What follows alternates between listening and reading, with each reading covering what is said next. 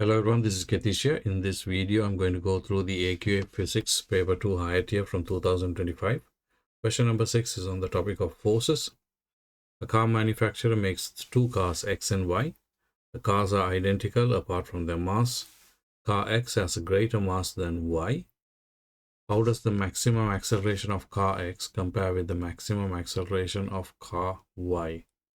Now car X, because it has a maximum mass, bigger mass than Y, it should have a smaller acceleration for the same force. This is coming from F equals ma.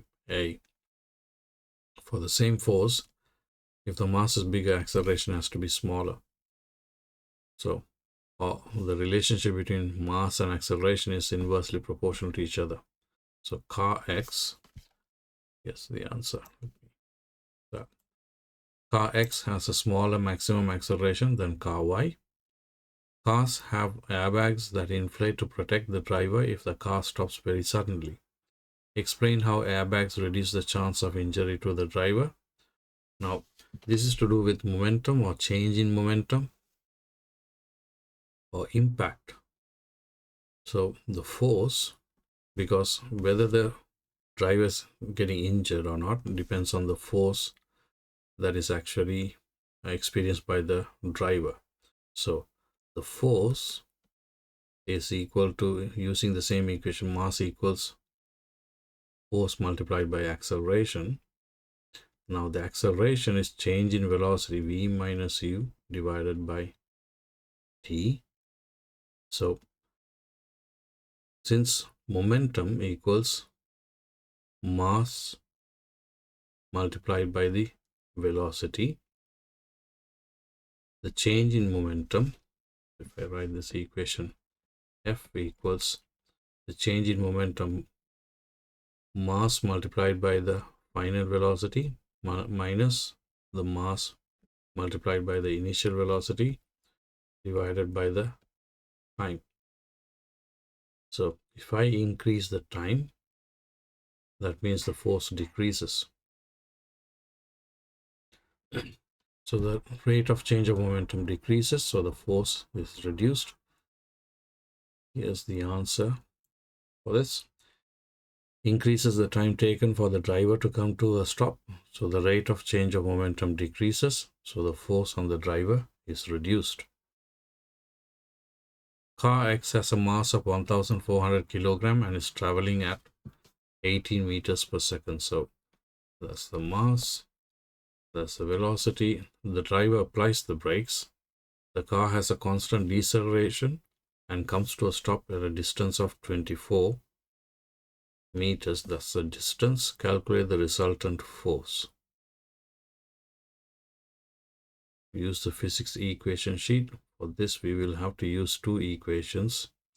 First of all, I would need to find the deceleration or acceleration. I can use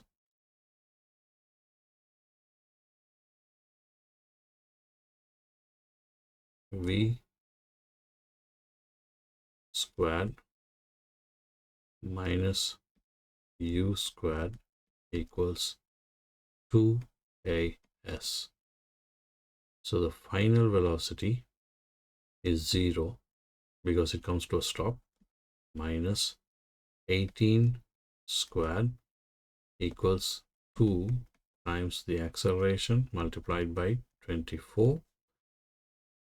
So that is, if I rearrange it, acceleration equals minus 18 squared is 324 divided by 48, which gives me an acceleration of minus 6.75 meters per second squared. Now the negative sign indicates that it's decelerating.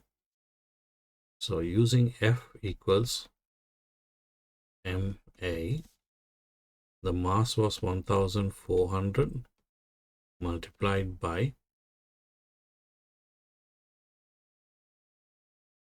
minus 6.75. Now this would give me a force of 9450 50, I would be ignoring the negative value because